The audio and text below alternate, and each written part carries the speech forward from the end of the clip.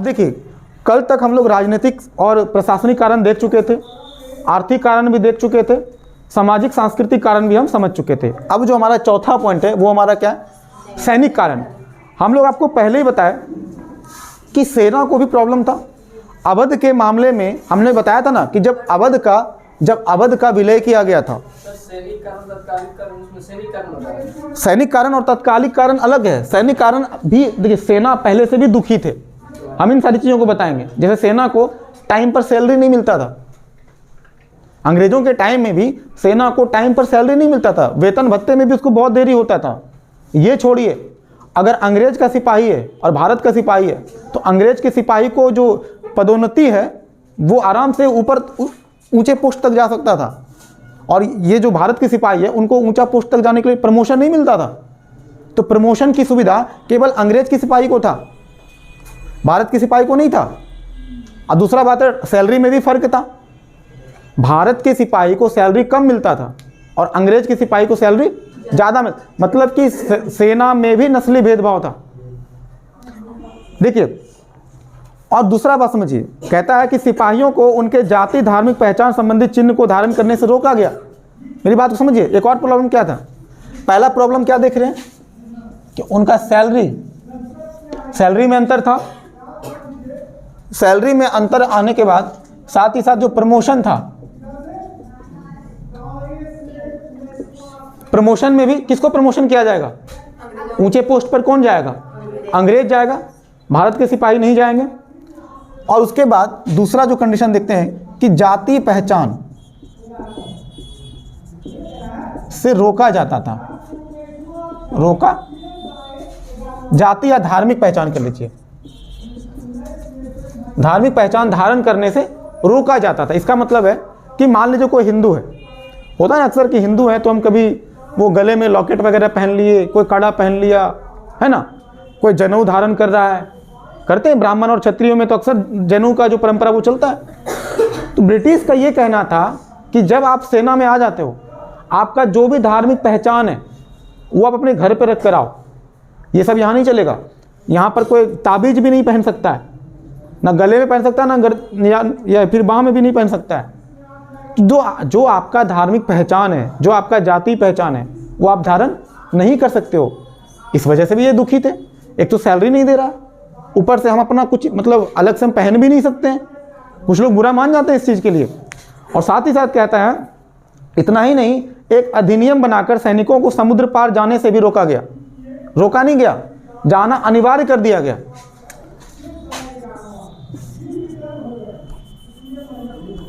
देखिए, तीसरा क्या हो जाएगा? समुद्र पार करने के लिए बाध्य किया जाएगा। मतलब अब सेना को यह बोला जाएगा कि आप जरूरत पड़ने पर आपको समुद्र पार भी करना पड़ेगा। हो सकता है अगर आपकी ज़रूरत हमें पड़ेगा कि जापान भेजना है, चीन भेजना है, अफगानिस्तान भेजना है, तो आपको समुद्र के माध्यम से आपको जाना पड़ेगा, जहाज़ पर चढ़ना पड़ेगा। जबकि हिंदू धर्म में या फिर जो ये रीति रिवाज था कि समुद्र पार करना यानी कि समुद्र की यात्रा करना उसको पाप समझा जाता था पहले। अभी ये बात सुनकर के अजीब लग रहा होगा, शुरुआत में समुद्र की यात्रा करना क्या समझा जाता था? पाप। अच्छा, ऐसा करने के पीछे रीज़न क्या होगा? पुराने समय में लोगों को ये पता था कि ये पृथ्वी कैसा है? चपटा। अगर समुद्र की यात्रा करेंगे तो एक कॉर्नर पर जाकर हम लोग गिर जाएंगे नीचे। तो लोग ऐसा कोशिश ही ना करें, लोग ऐसा उटपटांग कोशिश क्यों करेगा? अगर करेगा इसलिए कि नियम बना दिया गया कि समुद्र की यात्रा करना क्या है? पाप है, नहीं करना चाहिए, इससे आप पाताल लोक में पहुंच जाओगे। वो तो बाद में समझ में आया ना कि जब कोपरनिकस और गैलीलियो, कोपरनिकस जैसे कई सारे लोग जो थे, वो जब कोपरनिकस भी तो क्या बताया था समुद्र मतलब कि पृथ्वी गोल है, वो तो यात्रा खुद भी किए थे, कोपरनिकस भी किए थे। तो देखिए, फलतः सैनिकों को अपनी धार्मिक आस्थाओं पर चोट पहुंचा। अब देखो, ये सारा चीज़ करेगा, आप जाति या धार्मिक पहचान आप पहनने से रोकोगे, समुद्र की यात्रा करने से रोकोगे, तो उसको लगेगा ना हमारे जो धर्म है उस धर्म पर चोट पहुंच रहा है। तो इससे जो सेना के दिमाग में क्या चलेगा?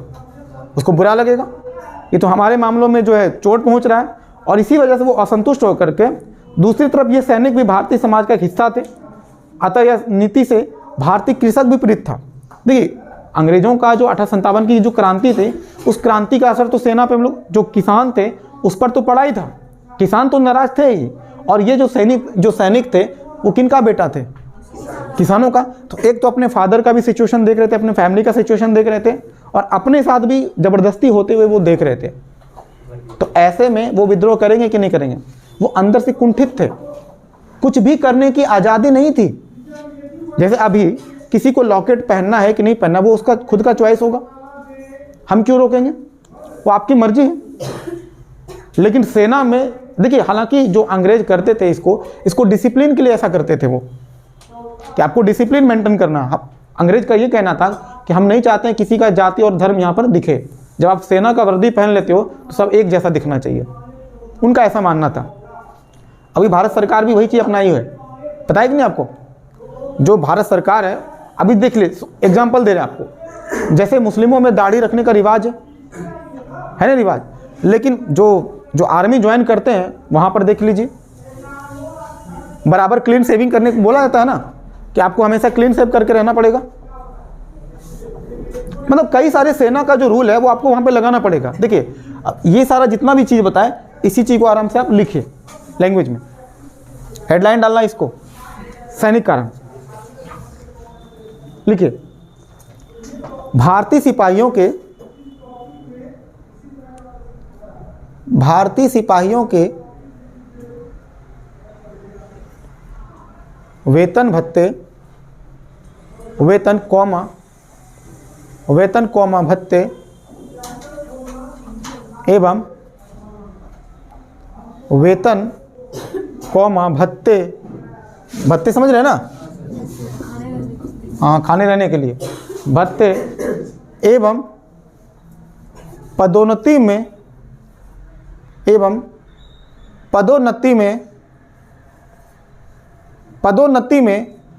अंग्रेजों द्वारा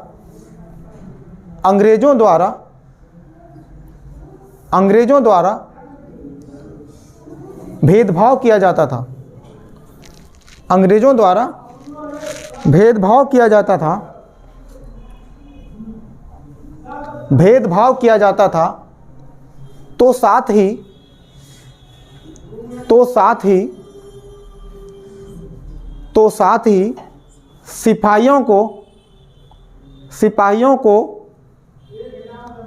सिपाहियों को उनके जातीय धार्मिक पहचान, जातीय धार्मिक पहचान संबंधी चिन्ह को, जातीय धार्मिक पहचान संबंधी चिन्ह को धारण करने से रोका गया। अब देखिए, ये धार्मिक पहचान चिन्ह लिखा, और चिन्ह का मतलब समझ लीजिए सब कुछ, ताबीज, कोई लॉकेट हो या जनेऊ हो, किसी भी प्रकार का जो जाति धार्मिक पहचान चिन्ह जो है, उसको क्या करने के लिए किया गया? उसको रोका गया। हाँ, उसको पैराग्राफ चेंज कीजिए। इतना ही नहीं, एक अधिनियम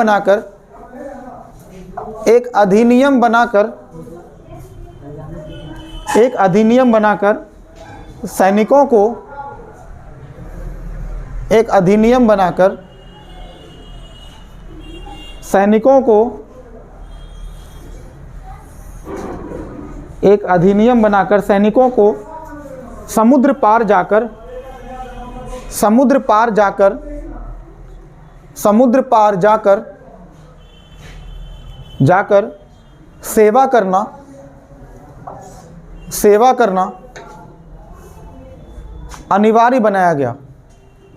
सेवा करना अनिवार्य बनाया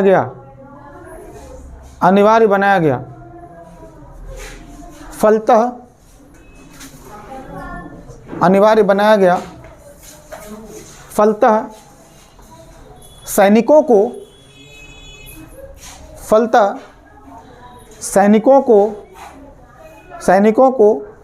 अपनी धार्मिक आस्थाओं पर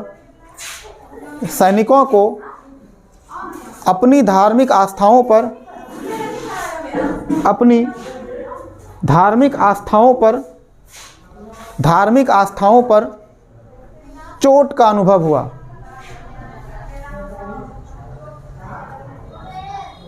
चोट का अनुभव हुआ मतलब धार्मिक आस्था पर चोट जैसा लगा उसको, चोट का अनुभव हुआ।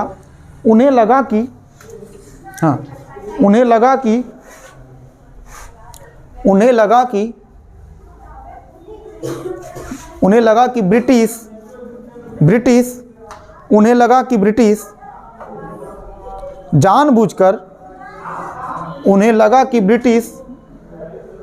जानबूझकर उनके धर्म पर चोट कर रहे हैं। मतलब ये लगा कि ये ज़बरदस्ती जानबूझकर कर रहा है मेरे साथ इस तरह से, है ना, जानबूझकर चोट कर रहे हैं। अतः वे असंतुष्ट हुए।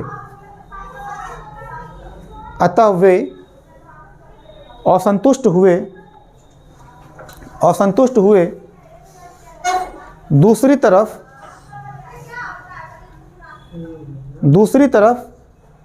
ये सैनिक भी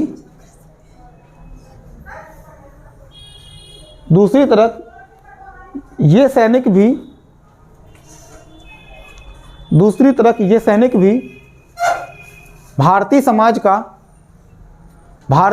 का एक हिस्सा थे ना, भारतीय समाज का एक हिस्सा ही थे वो, बाहर से थोड़ी आया था वो, है ना, भारतीय समाज का एक हिस्सा थे। अतः ब्रिटिश नीति से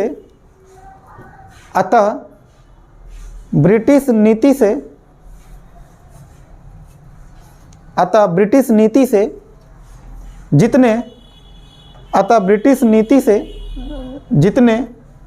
भारतीय कृषक पीड़ित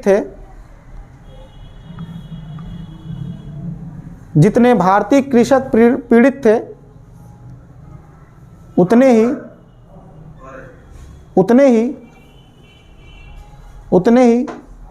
सैनिक भी, मतलब जितना किसान नाराज थे उतना सेना भी नाराज थे, उतने ही सैनिक भी, उतने सैनिक भी, पूर्ण विराम दे दीजिए। अतः असंतोष बढ़ना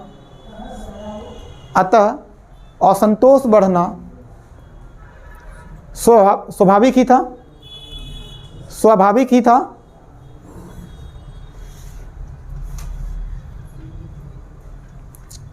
ठीक है, यहां तक हो गया आपका।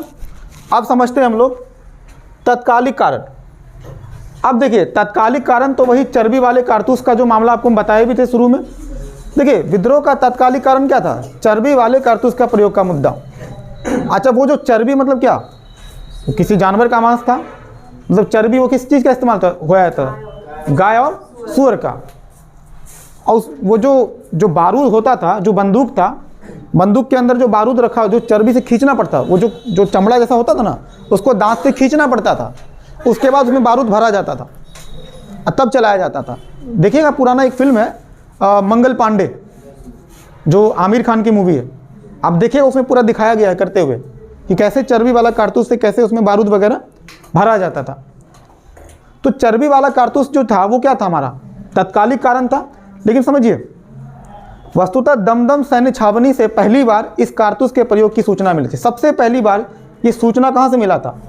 दमदम कहाँ पर है? पश्चिम बंगाल में। तो सबसे पहली बार ये जो चर्बी वाला कारतूस का जो अफवाह था, अफवाह कह लीजिए चाहे जो भी कह लीजिए आप, ठीक है ना, चर्बी वाले कारतूस की जो जानकारी मिली थी कहाँ से मिला था? दमदम सैन्य छावनी। मतलब पहली बार यहीं से पता चला था, यहीं से ये जो है बातें लीक हुआ था।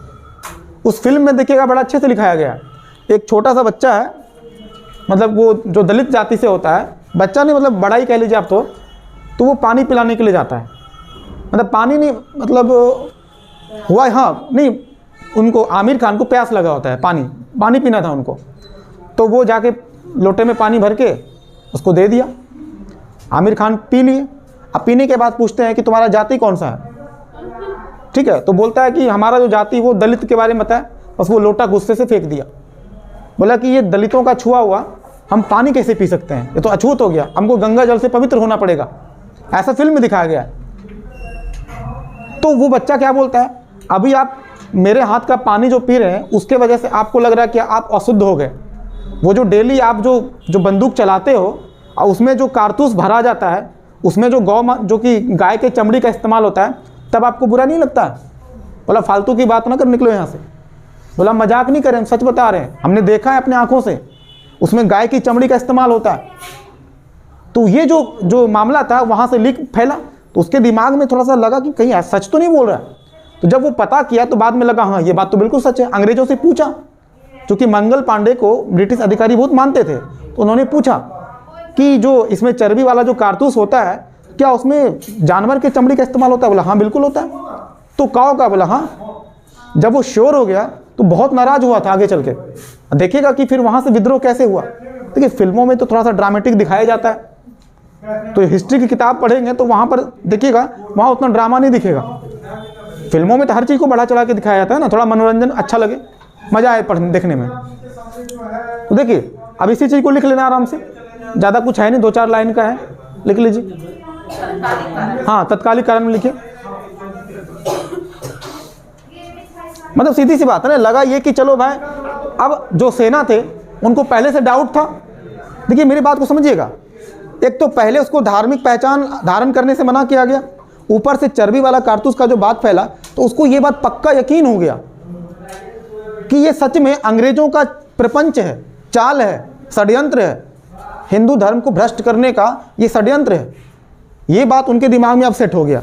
पहले तो केवल ये लगता था कि सेना को ये जो जाति और धार्मिक जो धारण था, जो चिन्ह था, उसको पहनने से मना किया जाता था, ताबीज पहनने से मना किया जाता था। तो उनको लगता था चलो भाई सेना में है तो ये सब चीज़ मानना पड़ता है, तब भी वो अंदर से नाराज होते थे। लेकिन बाद में जब पता चला कि चर्बी वाला कारतूस यूज़ करना पड़ रहा है तो उनको पक्का यकीन हो गया ये सच में हम लोगों के खिलाफ क्या चल रहा है, प्रपंच है, षड्यंत्र है, ये हिंदू धर्म को बर्बाद करने के लिए ऐसा कर रहा है ये। देखिए शक जब यकीन में बदल जाए ना तो आप कुछ भी सामने वाले के बारे में सोच सकते हैं। इसी चीज़ को लिखिए, लिखिए विद्रोह का तत्कालिक कारण, विद्रोह का तत्कालिक कारण, विद्रोह का तत्कालिक कारण चर्बी वाले कारतूस के प्रयोग का मुद्दा था। विद्रोह का तत्कालिक कारण चर्बी वाले कारतूस के प्रयोग का मुद्दा था। विद्रोह का तात्कालिक कारण चर्बी वाले कारतूस के प्रयोग का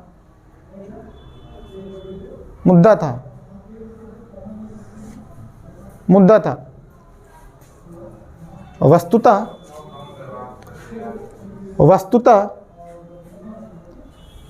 दमदम सैन्य छावनी से,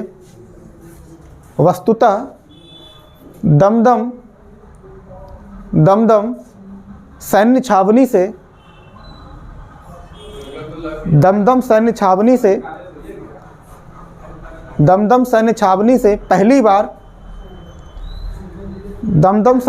से पहली बार छावनी छोम आका वो 9 दीर्घी का छावनी, सैन्य छावनी मतलब जहाँ पर सेना लोग रहते हैं उसको छावनी बोलते हैं, ठीक है। हाँ, दमदम सैन्य छावनी से पहली बार इस कारतूस के प्रयोग की सूचना मिली। पहली बार इस कारतूस के प्रयोग की सूचना मिली, पूर्ण विराम।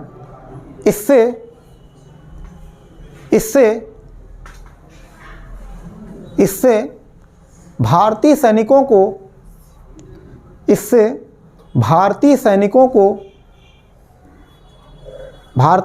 को यह लगा कि ब्रिटिश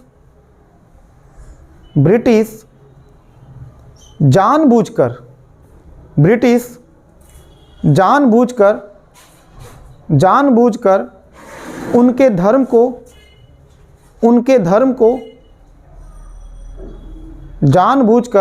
धर्म को नष्ट कर रहे हैं।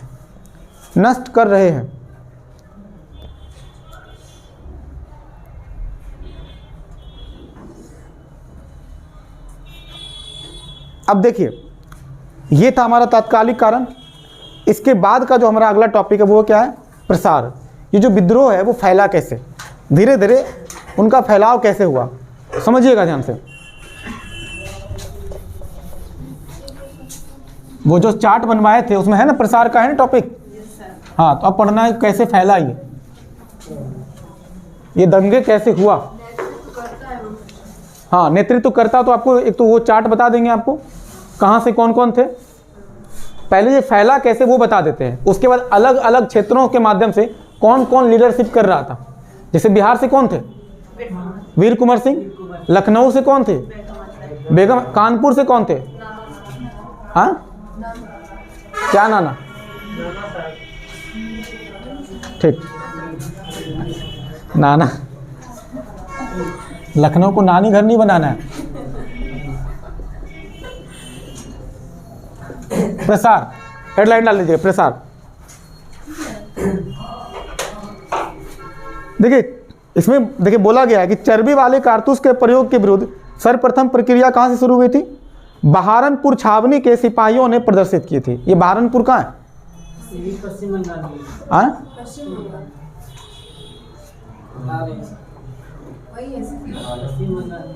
श्योर है ना? नहीं श्योर, कंफर्म लग रहा है। वाह,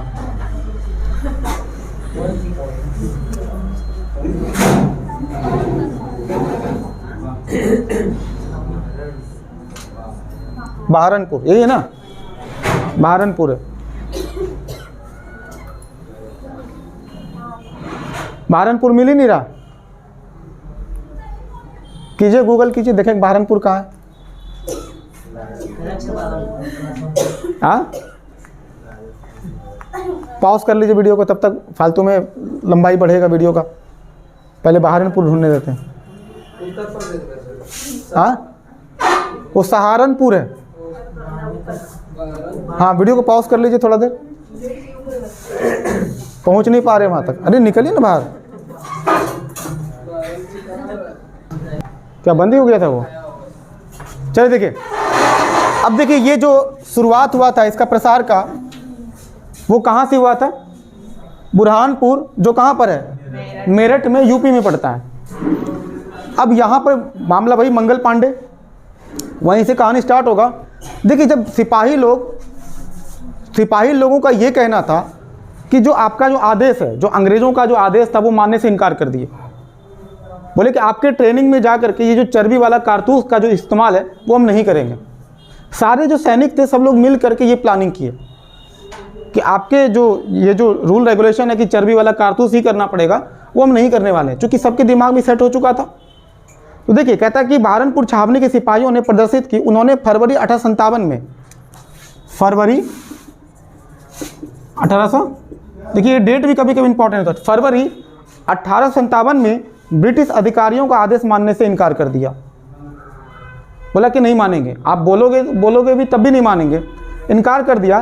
तत्पश्चात बैरकपुर छावनी के मंगल पांडे ने 29 मार्च 1857 को विद्रोह कर दिया। तो ये कहाँ से स्टार्ट हुआ था? बैरकपुर छावनी से विद्रोह हुआ था ये।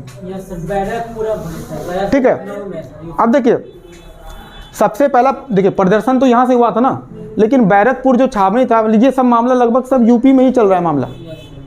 ये आसपास का ही मामला है, ज़्यादा दूर का मामला नहीं है।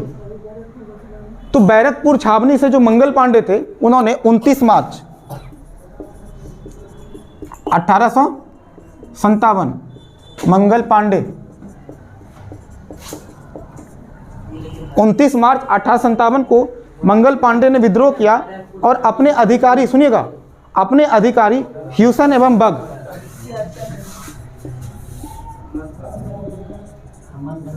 ह्यूसन एवं बग को क्या किया करेगा, इसको गोली मार देगा, दोनों को, अपने अधिकारियों पर ये गोली चला देता है।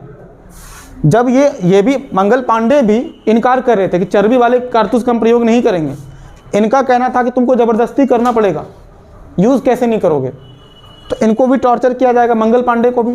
तो इनको भी लगा कि जब ज़बरदस्ती कर ही रहे हो तो लो भाई मेरे पास भी है, उसी कारतूस से तुम्हारा ठिकाना लगा देते हैं और दोनों को निपटा भी दिया जाएगा, ह्यूसन एवं बग। अब देखिए, एक अंग्रेज अधिकारी की हत्या होगा तो इसके खिलाफ जो ब्रिटिश के जितने भी रेजिमेंट में और भी सेना वगैरह था वो सब लोग पहुंच जाएगा फटाफट। फांसी तो पड़ेगा ही पड़ेगा, फांसी तो बाद में दिया ही जाएगा इनको। लेकिन वहाँ से विद्रोह का चिंगारी क्या हुआ, फैला। जैसे आपको बताया था कि दंगे में क्या होता है, कोई एक व्यक्ति कांड करता है और कांड करके निकल जाता है, वो तो निकले भी नहीं। मंगल पांडे ने शुरुआत किया था, चिंगारी इन्हीं का बोया हुआ था, इनको तो फांसी पर लटका दिया गया था। और आजकल के जो दंगे होते हैं वो दंगा करने के बाद चुपके से निकल लेते हैं, अब बाकी लड़ते रहो आपस में। यहाँ पर तो पूरा सेना ही खिलाफ था।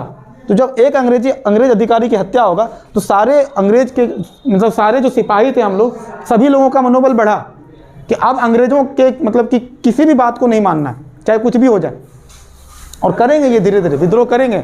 तो विद्रोह की विधिवत शुरुआत कहाँ से हुआ, मेरठ सैन्य छावनी से मानी जाती है। यहाँ 10 मई को विद्रोह हुआ था। एग्जैक्ट डेट याद रखना है कि विद्रोह की शुरुआत कब हुई थी, 10 मई 1857।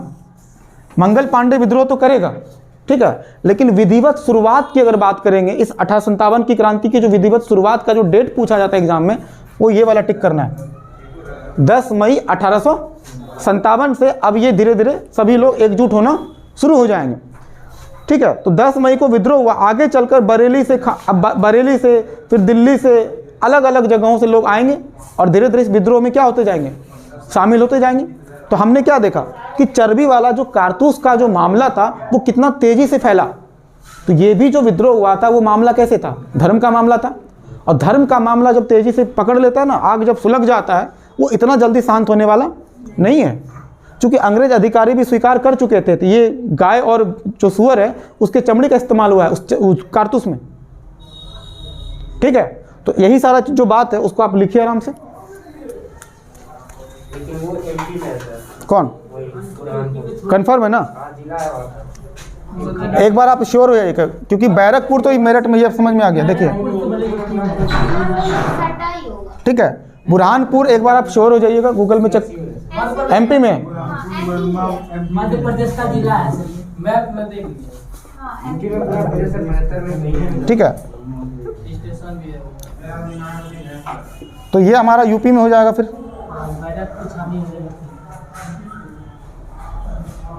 बैरकपुर छावनी है ना। चल लिखना शुरू कीजिए। चर्बी वाले कारतूस के प्रयोग के विरुद्ध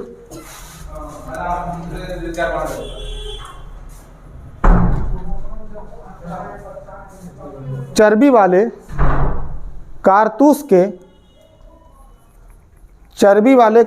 के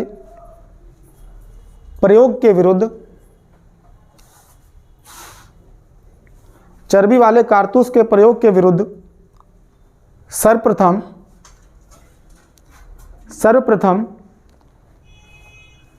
प्रक्रिया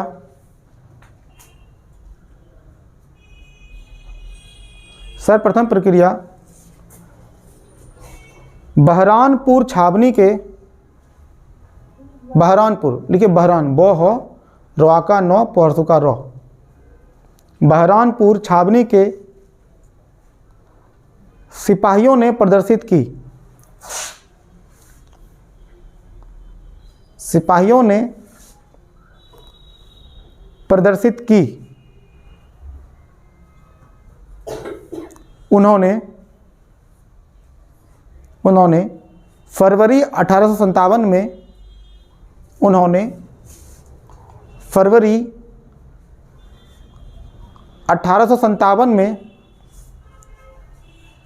फरवरी 1857 में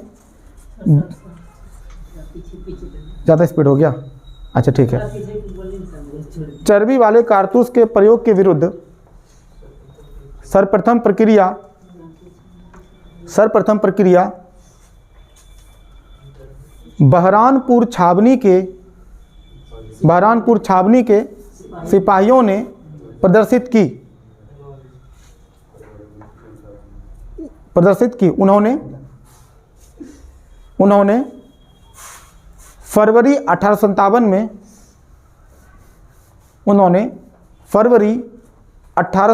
में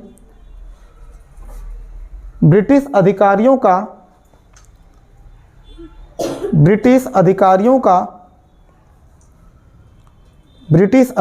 का आदेश मानने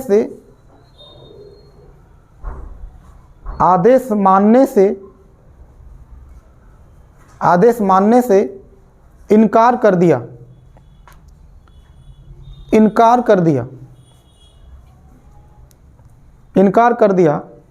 तत्पश्चात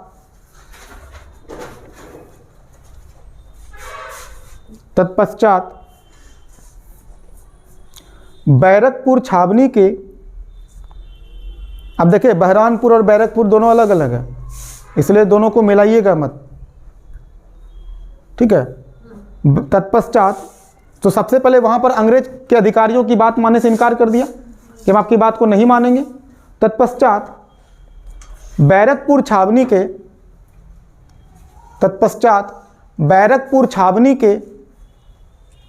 मंगल पांडे ने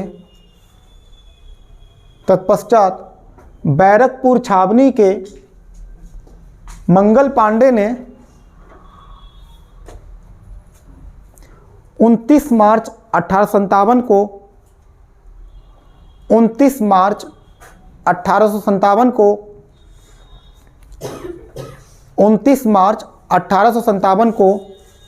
विद्रोह किया।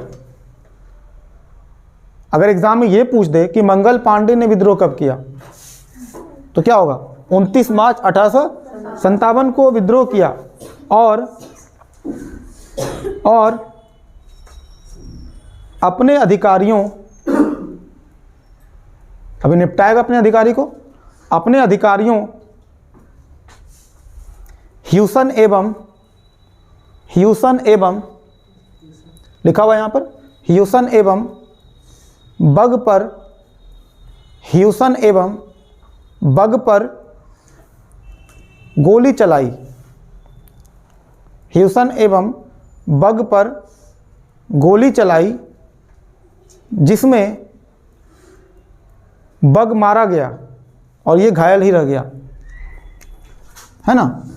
बग का तो चैप्टर क्लोज हो गया और ये भाई साहब बच गए जिंदा। बग मारा गया, जिसमें बग मारा गया, पैराग्राफ चेंज कर लीजिए। आप तो पेज ही चेंज कर लीजिए, पीछे लिखो, नहीं जगह क्या उतना बचाना है, पीछे लिखिए। देखिए विद्रोह की विधिवत शुरुआत, नहीं मानिएगा, लिखिए विद्रोह की विधिवत शुरुआत मेरठ सैन्य छावनी से, विद्रोह की विधिवत शुरुआत मेरठ सैन्य छावनी से मानी जाती है। मेरठ सैन्य छावनी से मानी जाती है। यहाँ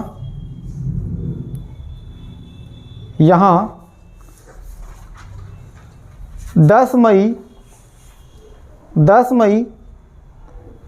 1857 को 10 मई 1857 को विद्रोह हुआ। 10 मई 1857 को विद्रोह हुआ। आगे चलकर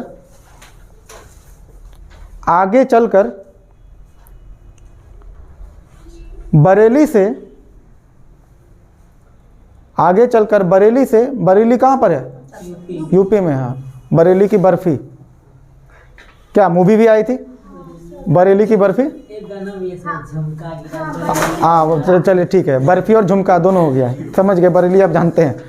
आगे चलकर बरेली से खान बहादुर खान के, चलिए आगे चलकर बरेली से खान बहादुर खान के नेतृत्व में, खान बहादुर खान के नेतृत्व में सैनिक दिल्ली आए, सैनिक दिल्ली आए। अब देखो बरेली से उन्हीं के नेतृत्व में क्या होगा, सैनिक दिल्ली आ गए। अरे सबको ढोर ढा के कहाँ पहुँचा दिया, दिल्ली। चल भाई सब दिल्ली चलो, ठीक है। और मुगल सम्राट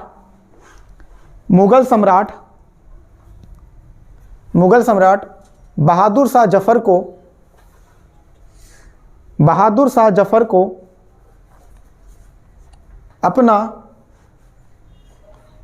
प्रमुख घोषित किया। दरअसल जबरदस्ती घोषित किया था, है ना, वो मानने के लिए तैयार नहीं थे। अभी आपको बताएंगे हुआ क्या था उस समय। बहादुर शाह जफर को अपना प्रमुख घोषित किया।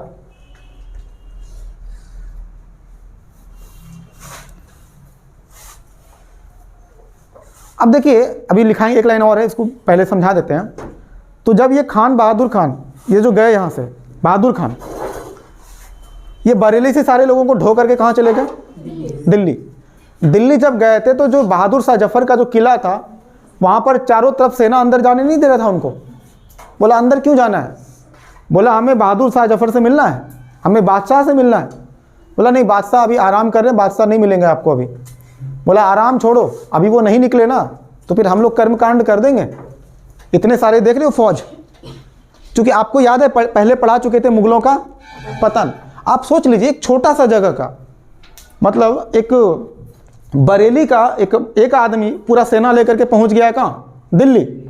और जो मुगल सल्तनत में जो बैठा हुआ आदमी है उनके पास सिपाही का सोचिए स्थिति कैसा था कि कोई भी आदमी आकर धमका के चला जा रहा है। तो मतलब बहादुर शाह जफर के समय में स्थिति कितनी खराब हो चुकी थी मुगलों की सेना की। बहादुर शाह जफर को जब प्यार से समझाने का कोशिश किए थे ये कि भाई मान जाओ यार, विद्रोह कर रहा है सब लोग, यही मौका है, अंग्रेज अधिकारियों को भगाते हैं। और चूंकि ये भी इसलिए गए थे, देखिए बात को समझिएगा, खान बहादुर खान हो या बेगम हजरत महल हो या फिर आपका नाना साहब हो, कुंवर सिंह हो, गजाधर सिंह हो, कोई भी इंसान हो, ये सभी लोग जो विद्रोह कर रहे थे उनका मकसद क्या था, समझिए। नहीं, अंग्रेजों को भारत से भगाना नहीं मकसद था, अपने क्षेत्रों से भगाना, क्योंकि सभी लोगों के आर्थिक हित पर चोट पहुंचा था। मेरी बात को समझिए, ये चोट पहले से पहुंच रहा था, ये मौका मिला इनको, कह रहे हैं बहती गंगा में हाथ धोने का पहली बार मौका मिला। उनको लगा कि चलो सही बात है, अभी सेना आगे, अभी सेना नाराज है और ये लोग विद्रोह करने के मूड में भी है, तो कम से कम जो वही सेना जो पहले लोगों पर दमन करता था, अब वही सेना अंग्रेजों के खिलाफ हो चुका है। तो सभी लोगों को जो पिछला बदला था वो चुकाना था। क्योंकि बिहार में भी जो हम लोगों का जो क्षेत्र था, बहुत सारा क्षेत्र पे जो अंग्रेज कैप्चर कर लिया था, बरेली का क्षेत्र पर, कानपुर के क्षेत्र पर। तो भारत के जो तमाम ऐसे ऐसे क्षेत्रों पर जो कैप्चर कर लिया गया था, खास करके उत्तर भारत की बात करेंगे, क्योंकि ये जो विद्रोह का प्रसार था वो मेनली उत्तर भारत में ही रहा। दक्षिण भारत में कहाँ दिखता है इसका विद्रोह? क्या ये विद्रोह पूरी तरह से भारत में था? नहीं, ये किसी एक क्षेत्र में था, उत्तर भारत के क्षेत्र में ये फैला हुआ था। तो अपने देखिए जितने भी सारे नेतृत्वकर्ता हम पढ़ेंगे, अभी आपको लिखाएंगे पूरा चार्ट, ये नेतृत्वकर्ता अपने अपने क्षेत्र को बचाने के लिए निकले थे। इनको लगा यही मौका है, यही मौका अंग्रेजों को पंजा में पकड़ते हैं और निपटाया जाएगा। लेकिन हुआ तो कुछ और हुआ, इसलिए देखिए फेल क्यों रहा वो तुम बाद में पढ़ेंगे, लेकिन रीजन समझ में आ रहा है ना कि सारे लोग एकजुट क्यों हो रहे हैं। अच्छा, बहादुर शाह जफर को शौक, वो जफर का टाइटल इसलिए लगाया गया था क्योंकि उनको शेरो शायरी गाने का बहुत शौक था, लड़ाई झगड़ा से उनको रत्ती भर मतलब नहीं था। जब बहादुर शाह जफर को बोले ये खान बहादुर कि चलिए लड़ते हैं, बोले ना भाई उससे नहीं लड़ना है। अंग्रेजों की ताकत को वो भी जानते थे। बोला अगर नहीं लड़ोगे तो ये जो देख रहे हो जो सिपाही लेकर के आए हैं, वो सिपाही तुम्ही को निपटाएगा पहले, तो भले मन से मान लो, कोई दिक्कत नहीं है। तो ब्लैकमेल करना, अगर तुम अंग्रेजों के खिलाफ नहीं हुए तो फिर ये सेना तुम्हारे खिलाफ हो जाएगा और तुरंत फिर सत्ता परिवर्तन हो जाएगा, तुम्हारे जगह पर किसी को भी गद्दी पे बिठा देंगे। तो बहादुर शाह जफर को लगा, देखिए सत्ता का लालच तो सबको होता है, उनको लगा कि मेरा कुर्सी खतरे में है। बोले ठीक है चलो कोई बात, बहुत बूढ़े थे, बहुत कहते हैं सबसे बूढ़ा शासक कहते हैं ना इनको। और ये चलो ठीक है तैयार हो गए। उसके बाद आनंद फानंद में सब लोग पहुँचे, तो जैसे तैसे फिर विद्रोह आगे हुआ, वो तो देखेंगे ही कैसे हुआ। तो एक लाइन जो छूटा है वो उस तरह से लिख लीजिए। विद्रोह का प्रसार, विद्रोह का प्रसार मुख्यतः, विद्रोह का प्रसार मुख्यतः उत्तर भारत में केंद्रित रहा।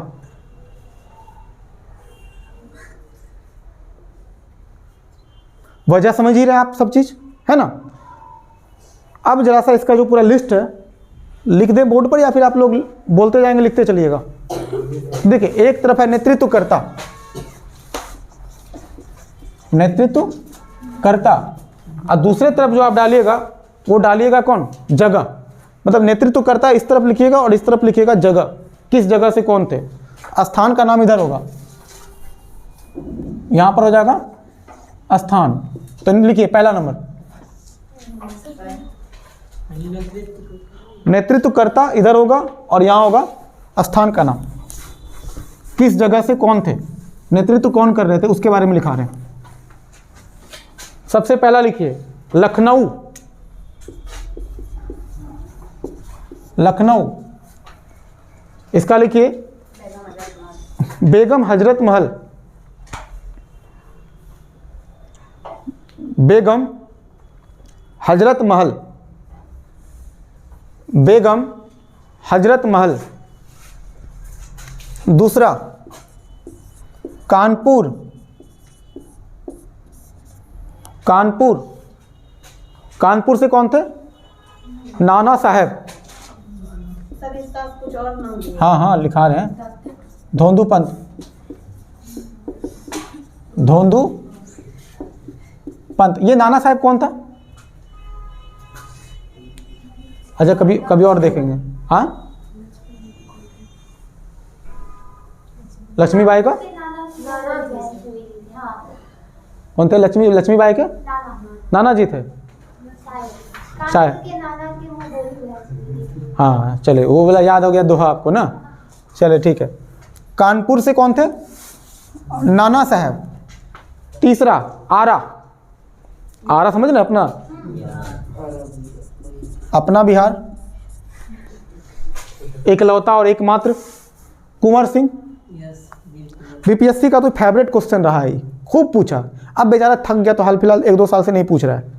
तो पुराना जो सेट मारिएगा ना, खाली देखिएगा बिहार की तरफ से कौन विद्रोह कर रहे थे, यही थे कुंवर सिंह। उसके बाद चौथा लिखिए गोरखपुर, यूपी। सब यूपी वाला ज़्यादा मिलेगा आपको। गोरखपुर, गोरखपुर से कौन था, ये नहीं दे रखा लूसेंट में, कोई बात नहीं है। गजाधर सिंह लिखिए, गोरखपुर से कौन थे, गजाधर सिंह। उसके बाद लिखिए मथुरा।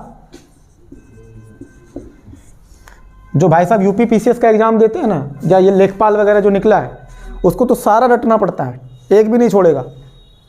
हालांकि देखिए एग्जाम में ऐसा नहीं कि बीपीएससी क्वेश्चन नहीं डाल सकता है, लखनऊ का दे सकता है, तो गोरखपुर से देने में क्या तकलीफ है, पूछ सकता है ना कि गोरखपुर से कौन था। तो जितना आपको नाना साहब के बारे में पता होना चाहिए, उतना आपको गजाधर सिंह के बारे में भी पता होना चाहिए।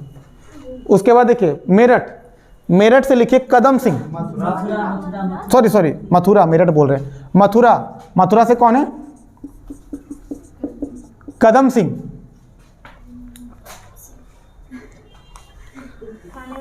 अच्छा महाराष्ट्र का तो बता दीजिएगा, महाराष्ट्र देखिए थोड़ा बहुत इधर उधर भी था, उत्तर भारत में महाराष्ट्र का भी क्षेत्र थोड़ा बहुत पड़ ही जाता है ना। महाराष्ट्र, महाराष्ट्र से है रंगो बापूजी, रंगो बापू जी। महाराष्ट्र से कौन थे, रंगो बापू जी। ये तो ऐसे भी नहीं भूलेंगे, नाम बड़ा प्यारा है। चलिए उसके बाद लिखिए फैजाबाद, फैजाबाद, कहाँ है फैजाबाद? ये भी यूपी में है। फैजाबाद, फैजाबाद के जो वहाँ से नेतृत्व करता है उनका नाम है अहमद उल्लाह, अहमद उल्लाह, अहमद उल्लाह। तो फैजाबाद से कौन हो गए? अहमद उल्लाह। अब देखिए राजस्थान से कौन थे? राजस्थान वाला भाई साहब बताइए आप, राजस्थान वाले भैया आप बताइए राजस्थान से कौन थे? चलिए कोई बात नहीं। ठाकुर कौशल सिंह,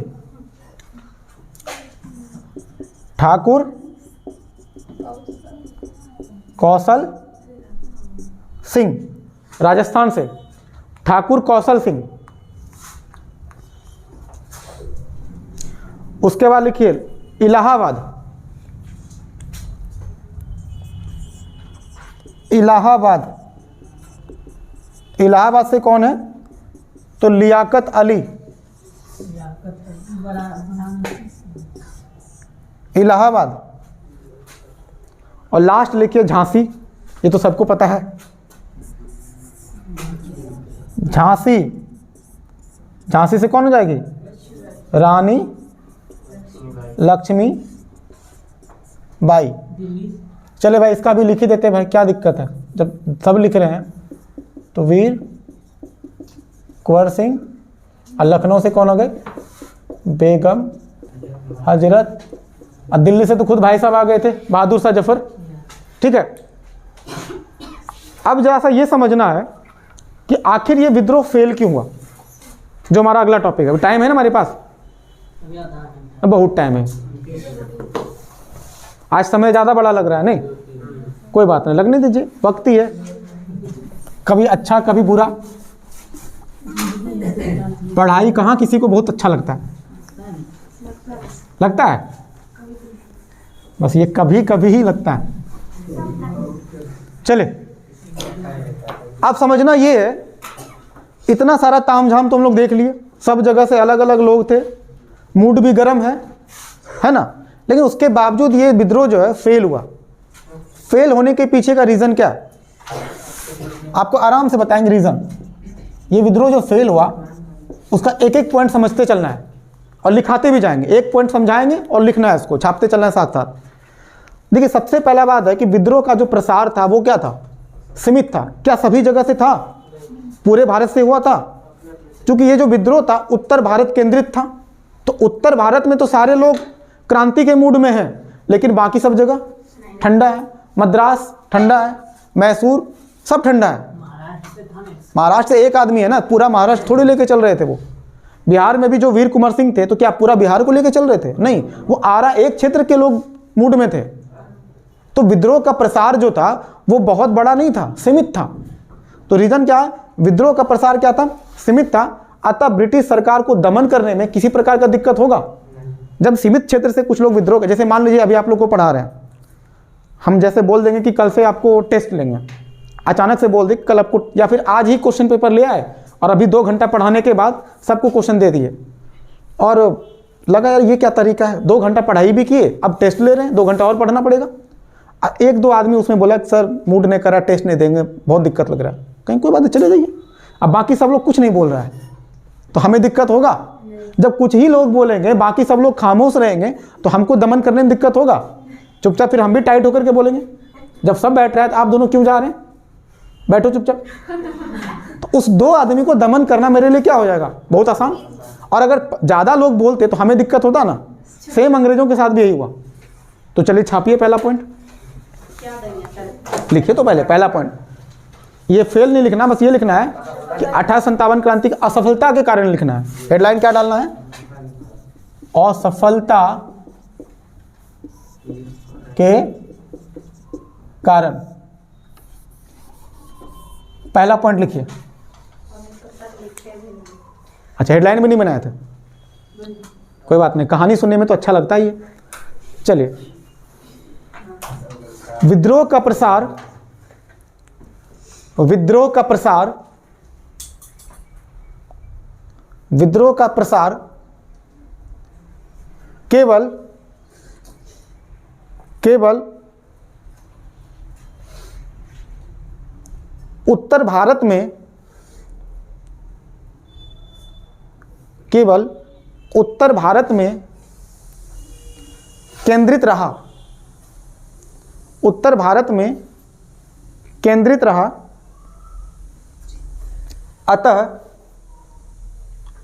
अतः ब्रिटिश सरकार को दमन करने में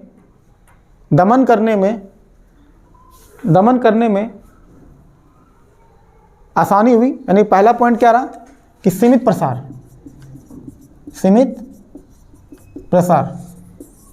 सर ये फर्स्ट पॉइंट। हाँ, पहला पॉइंट था। अब दूसरा आपको समझा रहे हैं, फिर आपको लिखना है।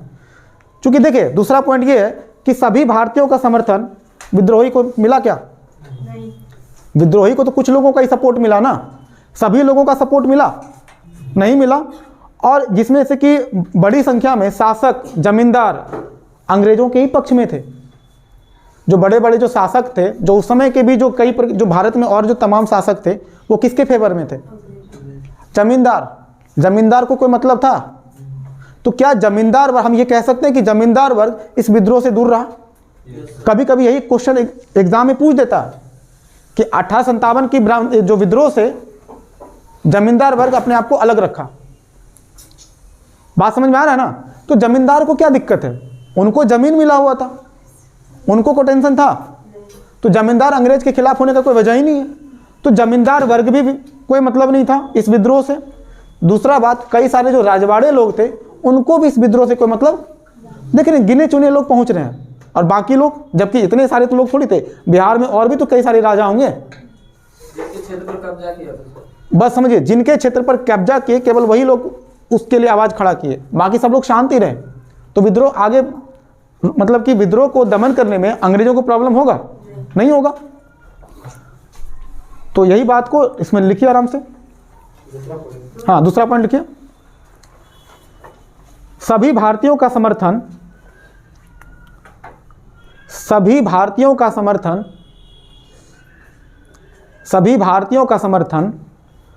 विद्रोहियों को, सभी भारतीयों का समर्थन विद्रोहियों को नहीं मिला।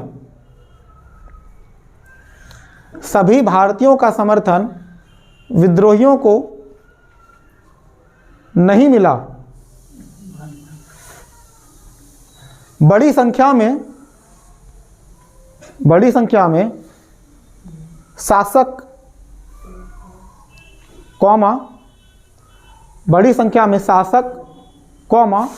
जमींदार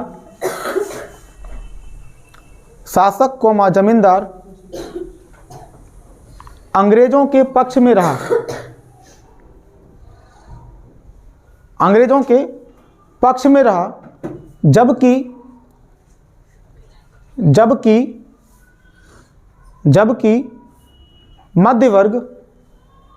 जबकि मध्य वर्ग इस विद्रोह से अलग रहे। तो देखिए, समझिएगा बात को। मध्य वर्ग, जमींदार और अन्य शासक वर्ग। अब देखिए मध्य, आप बात को समझिए, किसी भी आंदोलन को अगर सफल करना हो, उस आंदोलन में पढ़ा लिखा लोगों का रहना बहुत जरूरी होता है कि नहीं? किसी भी आंदोलन में अगर मध्य वर्ग है, क्योंकि ये मध्य वर्ग जो होता है, जो मिडिल क्लास वाले जो लोग होते हैं, वो सबसे ज़्यादा पढ़े लिखे लोग होते हैं और आंदोलन को इनसे बेहतर कोई नहीं चलाता है। ये तो इतिहास गवाह है कि नहीं, बताइए? तो मध्य वर्ग जो होता है वो आंदोलन को हमेशा बेहतर बनाता है। ये पढ़ा लिखा वर्ग जो था इस विद्रोह के सपोर्ट में नहीं थे, उनको कोई मतलब ही नहीं था, जो हो रहा है होने दो, वो चुपचाप अपना कोना पकड़े हुए हैं। तो पढ़े लिखे लोगों का समर्थन मिला? नहीं मिला। जमींदार का समर्थन मिला? नहीं मिला। अन्य शासक वर्ग को कोई मतलब ही नहीं था। तो ऐसे में ये विद्रोह शांत होगा? मतलब अंग्रेजों को दमन करने में तो और आसान रहेगा, क्योंकि ये लोग थे भी नहीं। सिपाही को दबाना था, दबा देगा। थोड़ा बहुत राजा था, इन लोगों को भी निपटा दिया जाएगा। जैसे रानी लक्ष्मीबाई को निपटाया गया ना बाद में, अलग अलग करके सबको निपटाया जाएगा। वीर कुंवर सिंह हो चाहे रंगो बापू हो, सबको निपटाएगा अंग्रेज बारी बारी करके। ठीक है, तो ये बहुत इंपॉर्टेंट पॉइंट है। मध्य वर्ग इससे क्या रहा? अलग रहा। हाँ, मध्य वर्ग मतलब किससे सर? पढ़ा लिखा समूह।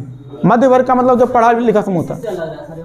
मतलब इस विद्रोह से कोई मतलब नहीं था उनको, वही तो समझा रहे तब से। किसान भी तो अलग रहा है सर। किसान भी तो अलग रहे, इसमें आप किसानों को भी शामिल कर सकते हैं कुछ हद तक। किसान भी, सभी किसान थोड़ी इसके खिलाफ थे। किसान बहुत बड़ा आंदोलन में शामिल नहीं हुए थे। मध्य वर्ग, जमींदार, किसान बहुत ज़्यादा सपोर्ट में नहीं थे। स्टार्टिंग थोड़ा बहुत था, लेकिन किसान बाद में उतना एक्टिव नहीं हुए। स्टार्टिंग सैनिक से होगा। स्टार्टिंग तो सेना के माध्यम से होगा ना। जो भी कार्रवाई चल रहा है वो सैनिक, देखिए इसलिए तो कहते हैं ना, कुछ इतिहासकार बोलेंगे कि ये मात्र एक सैन्य विद्रोह था और कुछ नहीं था, क्योंकि इसमें किसानों की बहुत बड़ी संख्या दिखती नहीं है, जमींदार को कोई मतलब नहीं है, मध्य वर्ग को कोई मतलब नहीं है। तो अगला पॉइंट देखिए, तीसरा, क्या विद्रोहियों का कोई केंद्रीय संगठन था? कोई केंद्रीय संगठन था? अब केंद्रीय संगठन का मतलब क्या होता है? केंद्रीय संगठन का मतलब होता है कि कोई एक आदमी विद्रोह को रेगुलेट करे और सभी लोगों को कंट्रोल करे। जैसे बाद में महात्मा गांधी के माध्यम से कई प्रकार का आंदोलन हुआ था, तो सभी के केंद्र में कौन थे? महात्मा गांधी थे, और सभी लोगों को वो अकेला रेगुलेट कर रहे थे, वो बता रहे थे कब क्या करना है। मतलब इस विद्रोह को करने, ये जो विद्रोह चल रहा था, कोई प्लानिंग करने वाला आदमी नहीं था, जिसको जो मन में आ रहा है कर रहा है। तो जब कोई प्लानिंग नहीं होगा तो वैसे भी ये विद्रोह सफल होगा। तो कोई केंद्रीय संगठन था, कोई एक व्यक्ति था जो सबको रेगुलेट करे? नहीं था। ये प्रॉब्लम था। और ऐसा कोई अखिल भारतीय नेतृत्व भी नहीं उभर। अखिल भारतीय नेतृत्व का मतलब पूरे देश के स्तर पर कोई इस प्रकार का विद्रोह नहीं था। हाँ, मतलब ऐसा कुछ हो भी नहीं पाया कि सभी लोग एकजुट हो पाए। एकजुट करने के लिए कोई कोशिश हुआ नहीं हुआ, सब अपने अपने क्षेत्र से लड़ रहा था।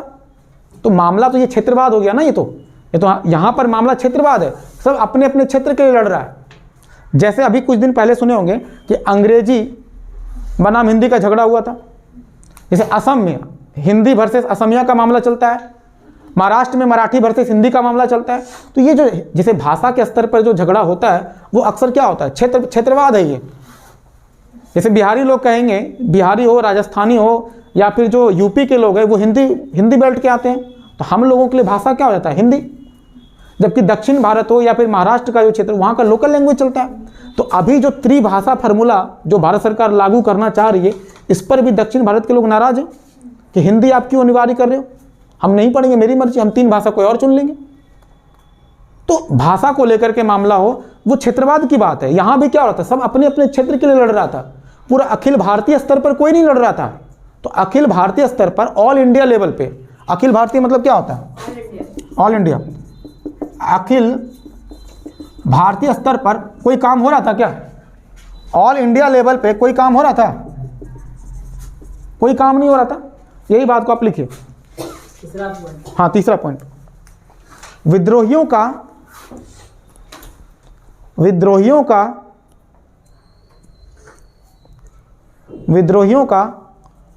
कोई केंद्रीय संगठन नहीं था।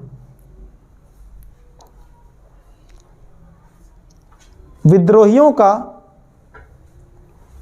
कोई केंद्रीय संगठन नहीं था। और ऐसा कोई अखिल भारतीय स्तर पर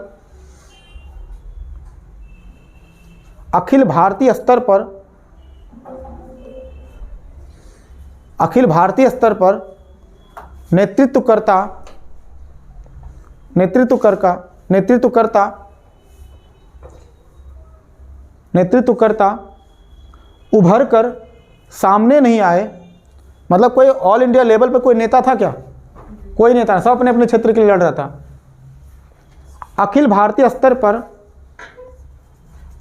कोई नेतृत्वकर्ता उभर कर सामने नहीं आया जो विभिन्न क्षेत्रों के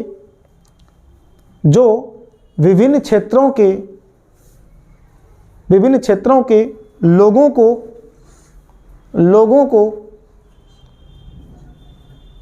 को एकजुट कर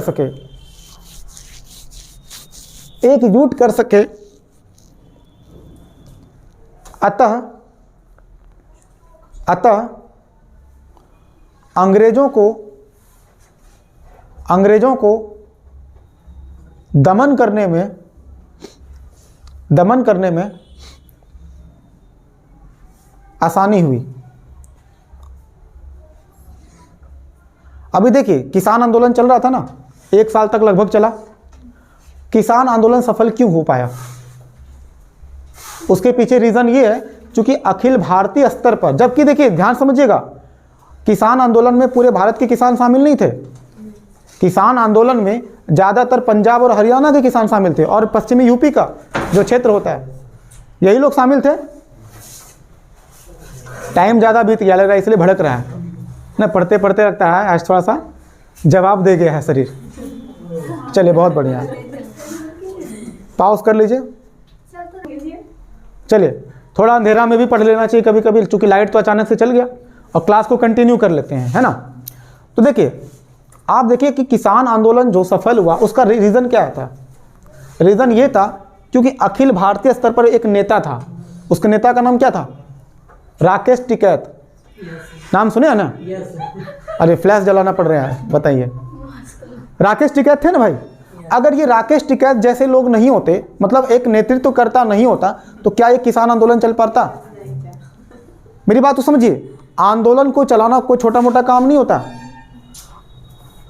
लग रहा है जैसे स्टेडियम में नहीं होता है, सब लोग अपना अपना फ्लैश ऑन कर लिए हैं और मतलब लाइट का कमी जो है पूरा हो रहा है। चलिए ठीक है। तो देखिए कहने का मतलब है कि कोई भी आंदोलन तभी सफल हो पाएगा जब कोई एक नेतृत्वकर्ता होगा और उनके पास कोई प्लानिंग होगा। अगर प्लानिंग नहीं होगा तो फिर वो सफल होगा? तो राकेश टिकैत जैसे लोग नहीं होते तो ये किसान आंदोलन चल पाता? सरकार घुटने टेकती? नहीं टेकती, क्योंकि अगर देखो सरकार तो मौके ढूंढती है ना, सरकार हो या अंग्रेज हो, वो मौके ढूंढती है कि कोई एक आदमी गलती करे तो अपने सेना और सिपाही को भेज दें विद्रोह दबाने के लिए। समझ रहे ना? तो किसान को भी देखिए डिसिप्लिन तरीके से अगर आप आंदोलन करोगे तो वो आंदोलन चलेगा, और अगर आप विद्रोह ज़्यादा करोगे तो वो आंदोलन क्या होगा, जल्दी ही खत्म हो जाएगा। हालांकि ये जो 57 का विद्रोह था, ऑल इंडिया लेवल पर कोई वैसा नेता भी नहीं उभर के आ पाया। और नेता मतलब क्या होता है? जो सभी लोगों को एक साथ लेकर चल सके। महात्मा गांधी के साथ सबसे खास बात यही रहा। महात्मा गांधी के अंदर देखिए आप उनके जो थॉट है, जो विचार हैं, आपको अच्छा लगे ना लगे वो आपकी मर्जी है, पर ये बात हम जानते हैं वो एक शानदार नेता जरूर थे। नेतृत्व तो जो क्षमता होता है, जो सभी लोगों को एक साथ लेकर के चलने की, वो उनमें गजब का था। वो सभी लोगों को एक साथ बांध दिए। जितने भी आंदोलन वगैरह, चाहे नॉन कॉपरेट मूवमेंट हो या चंपारण मूवमेंट हो, जितने भी सारे आंदोलन जो हम लोग पढ़े थे, आप देख रहे हैं वहाँ पे लोगों का भीड़ जुटाने की जो कला थी उनमें, वो लाजवाब थी। और यही चीज़ यहाँ पर हो पाया। यहाँ पर कोई बरेली से आ रहा है, तो कोई आरा से आ रहा है, तो कोई लखनऊ से आ रहा है, कोई महाराष्ट्र से आ रहा है, लेकिन आपस में कोऑर्डिनेशन नहीं है इन लोगों का। सबसे मेन प्रॉब्लम है ये जो आंदोलन फेल हुआ 57 की क्रांति, इन सारे लोगों का आपस में कोई कोऑर्डिनेशन था ही नहीं, सब अपने अपने क्षेत्र से लड़ रहा था, और ये बहुत बड़ा रीज़न रहा फेल होने का। और आखिरी पॉइंट, जो चौथा पॉइंट है, वो हम लोग लिख करके इसको खत्म करते हैं।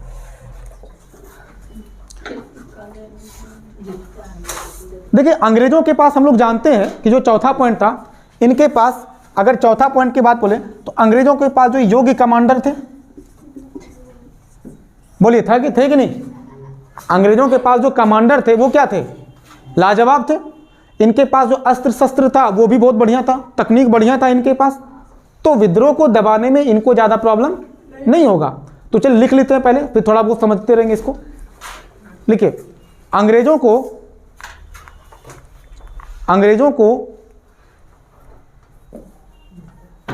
अपेक्षाकृत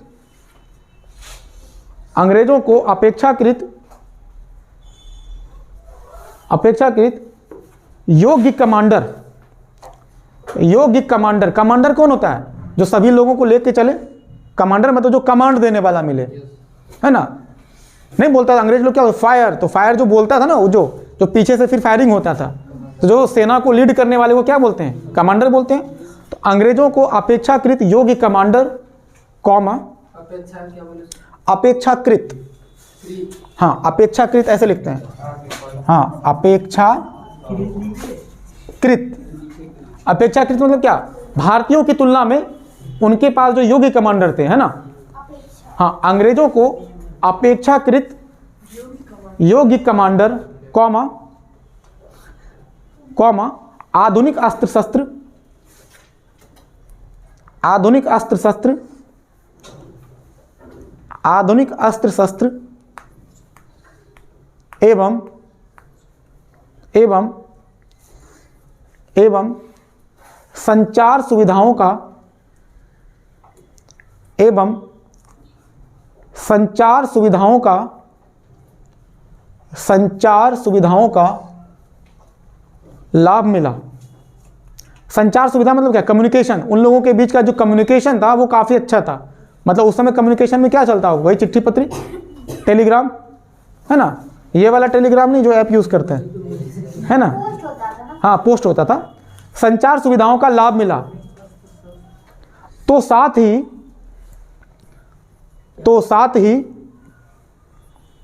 इस समय, अरे बाद में उठा लीजिएगा फ़ोन, ऐसा भी क्या ज़रूरी है? आरबीआई का गवर्नर थोड़ी है वो कि पूरा एकदम इन्फ्लेशन आ जाएगा भारत में फ़ोन नहीं उठाएंगे तो। चलिए, तो साथ ही इस समय सबसे बड़ा रीजन जो था इस विद्रोह को दमन करने का, जो सबसे बड़ा रीजन है वो अब लिखिएगा। साथ ही इस समय क्रीमिया युद्ध से, हाँ, क्रीमिया जगह का नाम है। कहाँ पर है क्रीमिया? साथ ही क्रीमिया युद्ध से खाली हुई, हाँ, साथ ही इस समय क्रीमिया युद्ध से खाली हुई ब्रिटिश सेना भी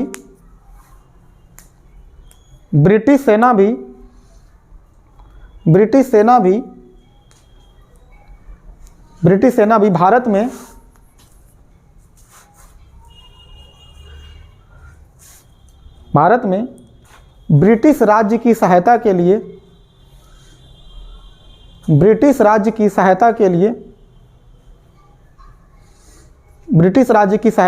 पहुंची।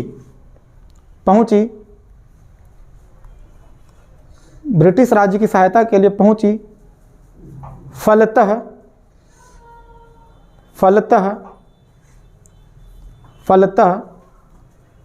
विद्रोह दबाने में